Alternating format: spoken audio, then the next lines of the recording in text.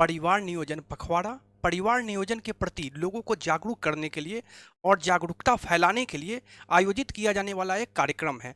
इस कार्यक्रम के दौरान लोगों को परिवार नियोजन के बारे में जानकारी दी जाती है तथा इसके फायदे के बारे में बताया जाता है। ये तो हुई परिवार नियोजन पखवाड़ा की बात। अब हम बात करते हैं कि आखिर परिवार नियोजन है क्या। परिवार नियोजन से दंपति यह निर्णय ले सकते हैं कि उन्हें पहला बच्चा कब चाहिए। परिवार नियोजन से यह निर्णय ले सकते हैं कि उन्हें एक बच्चे से दूसरे बच्चे के बीच कितने दिन का गैप चाहिए। परिवार नियोजन से वो यह निर्णय ले सकते हैं कि उन्हें कब और कितने बच्चे चाहिए। परिवार नियोजन यह सुनिश्चित करता है कि आपका जो हर बच्चा है वो मनचाहा हो, अनचाहा नहीं हो, क्योंकि जब अनचाहा बच्चा होता है तो क्या होता है, एबॉर्शन करवाते हैं लोग। उन्हें बच्चे नहीं चाहिए और बच्चा ठहर जाता है, उस कंडीशन में उनको एबॉर्शन करवाना पड़ता है। तो परिवार नियोजन का जो साधन है उसको अपनाकर यह जो अनचाहा बच्चा है इसको हम रोक सकते हैं। आगे हम बात करते हैं परिवार नियोजन के साधन की। तो परिवार नियोजन का जो साधन है वो दो है।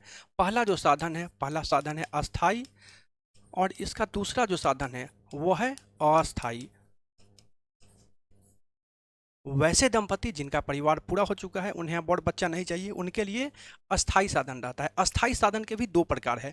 पहला साधन है पुरुष नसबंदी, जिसको हम एनएसबी कहते हैं। दूसरा साधन है महिला बंध्याकरण, जिसको हम ट्यूबेक्टोमी या ट्यूबलाइजेशन कहते हैं। तो परिवार नियोजन का अस्थायी तरीके की हम बात किए, दो तरीका, पहला कौन सा, पुरुष नसबंदी, दूसरा महिला बंध्याकरण। उसी प्रकार से अस्थायी तरीका भी है। अस्थायी तरीका की अगर हम बात करें तो इसमें साप्ताहिक गर्भ निरोधक गोली छाया है, दैनिक गर्भ निरोधक गोली माला एन है, उसके अलावा अंतरा इंजेक्शन है जो 3 महीने तक गर्भधारण से सुरक्षा प्रदान करता है, उसके अलावा कॉपर टीका है, कंडोम है। यह सब साधन अस्थायी में है। इन सभी परिवार नियोजन के साधन को अपनाकर हम अनचाहे गर्भधारण को रोक सकते हैं, गर्भपात की संख्या को कम कर सकते हैं और गर्भावस्था और प्रसव की जो जटिलताओं होता है और जो मृत्यु दर वगैरह होता है, विकलांगता होता है, इसको भी हम रोक सकते हैं। कई बार आप देखते होंगे लड़कियों की शादी बहुत जल्दी हो जाती है और उनका शरीर उस समय बच्चे को जन्म देने के लिए मैच्योर नहीं होता है और परिवार नियोजन के साधन के बारे में उन्हें पता नहीं होता है और बहुत जल्दी वो गर्भ धारण कर लेती है और माँ भी बन जाती है। इसमें क्या होता है, बच्चे की जान को भी खतरा होता है, माँ को भी खतरा होता है, क्योंकि समय से पहले वो माँ बन चुकी होती है। तो शादी की जो न्यूनतम उम्र सीमा है वो 18 वर्ष है और शादी के बाद पहला बच्चा कम से कम 2 साल बाद होना चाहिए और फिर जब एक बच्चा हो जाए तो दूसरे बच्चे के बीच कम से कम 3 साल का गैप रखना चाहिए। आगे हम बात करते हैं परिवार नियोजन से होने वाले लाभ के बारे में। जैसा कि यहाँ पर आप देख पा रहे होंगे, परिवार नियोजन खुशहाली का जरिया है तथा बढ़ती जनसंख्या को रोकने के लिए प्रभावी पहल है। परिवार नियोजन अपनाने से माँ का स्वास्थ्य बेहतर होगा तथा इससे मातृ मृत्यु में भी कमी लाई जा सकती है। बिल्कुल, वैसे दंपति जिनकी अभी नई नई शादी हुई है, उनका उम्र अभी कम है, तो वैसे कंडीशन में क्या होगा, वो बहुत जल्दी माँ बन जाएगी। अगर उन्हें परिवार नियोजन के साधन के बारे में जानकारी नहीं है तो बहुत जल्दी वो माँ बन जाएगी और फिर बच्चे को भी जन्म दे देगी। ऐसे कंडीशन में क्या होगा, माँ की जान को भी खतरा रहेगा और शिशु का भी जान का खतरा रहेगा। क्यों रहेगा, क्योंकि उस समय जो लड़कियों का शरीर होता है वो बच्चे को जन्म देने के लिए मैच्योर नहीं होता है।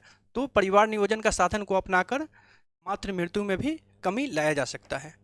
आगे है शादी के बाद पहले बच्चे में कम से कम 2 साल की देरी तथा दो बच्चों के जन्म के बीच कम से कम 3 साल का अंतर रखने से बच्चे का स्वास्थ्य भी अच्छा रहेगा और शिशु मृत्यु में भी कमी लाई जा सकती है। वैसी दंपति जिनकी अभी नई नई शादी हुई है, उन्हें पहले बच्चे में 2 साल का देरी करना चाहिए तथा दो बच्चों के बीच मिनिमम 3 साल का गैप रखना चाहिए। ये गैप कैसे होगा, यह गैप जो होगा वो परिवार नियोजन का साधन को अपना के होगा। इससे क्या होगा, इससे हम लोग जो मातृ मृत्यु दर है और शिशु मृत्यु दर है इसको कम कर सकते हैं। इससे हम प्री टर्म लेबर यानी समय से पहले जो प्रसव हो जाता है उसको भी हम लोग कम कर सकते हैं। आगे है जिनका परिवार पूरा हो गया हो, वे अस्थायी गर्भ निरोधकों का साधन प्रयोग करके अनचाहे गर्भ की चिंता से मुक्ति हो सकते हैं। बिल्कुल, वैसे दंपति जिनका परिवार पूरा हो गया है, उन्हें अब और बच्चे नहीं चाहिए, वो परिवार नियोजन का अस्थायी साधन को अपना सकते हैं। अस्थायी साधन महिला के लिए महिला बंध्याकरण है, पुरुष के लिए पुरुष नसबंदी है।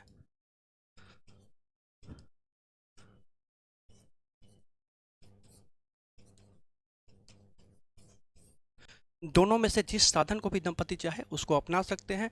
महिला बंध्याकरण या पुरुष नसबंदी दोनों के लिए उम्र सीमा जो है वो 22 साल है। महिला बंध्याकरण के लिए महिला की जो उम्र है 22 वर्ष से लेकर 49 वर्ष के बीच होनी चाहिए तथा उनका एक बच्चा होना चाहिए कम से कम जिसकी उम्र 1 वर्ष से अधिक हो। पुरुष नसबंदी के लिए भी पुरुष की जो उम्र है वो 22 वर्ष से लेकर 60 वर्ष के बीच होनी चाहिए तथा उनका भी एक बच्चा मिनिमम हो जिसकी उम्र 1 वर्ष से अधिक हो। यानी कोई दंपति अगर चाहते हैं कि वो एक बच्चे पर भी ऑपरेशन करवा ले तो वो करवा सकते हैं। आगे है उचित अंतराल रखने से आगामी गर्भावस्था में उच्च जोखिम की स्थिति नहीं बनती है।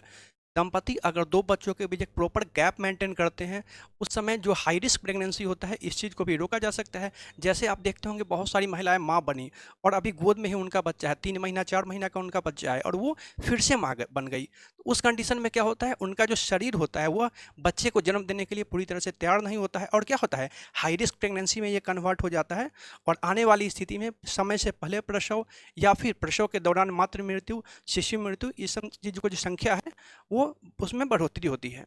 तो परिवार नियोजन का साधन अपनाकर हम इस चीज़ को भी रोक सकते हैं। आगे है अनचाहे गर्भधारण तथा असुरक्षित गर्भपात से भी बचाव होगा। कई बार आप देखते होंगे कि महिलाएं गर्भधारण कर लेती है और उन्हें बच्चा नहीं चाहिए होता है, वो क्या करवाती है, फिर जाकर एबॉर्शन करवाती है, गर्भपात करवाती है। तो ऐसा क्यों होता है, क्योंकि उन्हें बच्चे नहीं चाहिए और उन्हें परिवार नियोजन के साधन के बारे में जानकारी नहीं होती है, तभी वो अनचाहे गर्भधारण कर लेती है। तो इन सब चीज़ों से बचने के लिए क्या करना है, परिवार नियोजन के साधन को अपनाना है। आगे है बच्चों का लालन पालन करना आसान होता है और माता पिता के पास बच्चों के लिए ज़्यादा समय भी रहता है। अगर दो बच्चों के बीच एक प्रॉपर गैप मेंटेन किया जाए, उससे क्या होगा, माँ और पिता जो है अपने बच्चों को पूरा टाइम दे सकते हैं और फिर उनका बच्चा जब थोड़ा बड़ा हो जाएगा तो फिर दूसरे बच्चे की वो प्लानिंग करेंगे, उससे एक बच्चे को पूरा पूरा समय मिल पाता है। आगे हम बात करते हैं परिवार नियोजन की साधन की। जैसा कि हम शुरू में ही चर्चा किए कि अस्थायी साधन पुरुषों के लिए पुरुष नसबंदी, महिलाओं के लिए महिला बंध्याकरण है। यह उनके लिए है जिनका परिवार पूरा हो चुका है, उन्हें अब और बच्चे नहीं चाहिए। उसके अलावा अगर हम अस्थायी साधन की बात करें तो वैसे दंपति जिन्हें पहले बच्चे में देरी चाहिए या फिर दो बच्चों के बीच एक गैप रखना चाहते हैं, उनके लिए अस्थायी साधन है। अस्थायी साधन में जैसा कि यहाँ पर आप देख पा रहे होंगे मालायन, यह दैनिक गर्भ निरोधक गोली है, प्रतिदिन एक गोली खाना होता है। इसको जब तक आप यूज करेंगे गर्भधारण नहीं होगा। दूसरा है साप्ताहिक गर्भ निरोधक गोली छाया। इसको क्या करना होता है, शुरू के 3 महीने में सप्ताह में 2 दिन खाना होता है और 3 महीने के बाद फिर से सप्ताह में एक गोली खाना होता है, जब तक वो गर्भधारण करना नहीं चाहते हैं। इसके अलावा एक अंतरा इंजेक्शन है, यह एक गर्भ निरोधक इंजेक्शन है। इस इंजेक्शन को एक बार लेने पर 3 महीने तक गर्भधारण से सुरक्षा प्रदान करता है, तो इसका भी यूज किया जा सकता है। और अंतिम में हम बात करते हैं कॉपर टी। कॉपर टी यह दो तरह का होता है, एक 375 और एक 380A। 375 5 वर्षों तक प्रभावी है तथा 380A जो है 10 वर्षों तक प्रभावी होता है।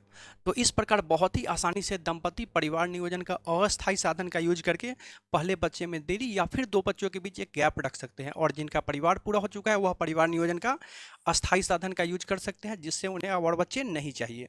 अधिक जानकारी के लिए आप हमारे नज़दीकी स्वास्थ्य केंद्र में जाके वहाँ संपर्क कर सकते हैं या फिर आप कमेंट कर सकते हैं, आपके कमेंट का हम जवाब देने का प्रयास करेंगे। बाकी परिवार नियोजन का अलग अलग साधन का वीडियो हमारे यूट्यूब चैनल पर अवेलेबल है, वहाँ पर आप जाकर देख सकते हैं। वीडियो को यहीं पर करते हैं स्टॉप, मिलते हैं फिर किसी नेक्स्ट वीडियो में।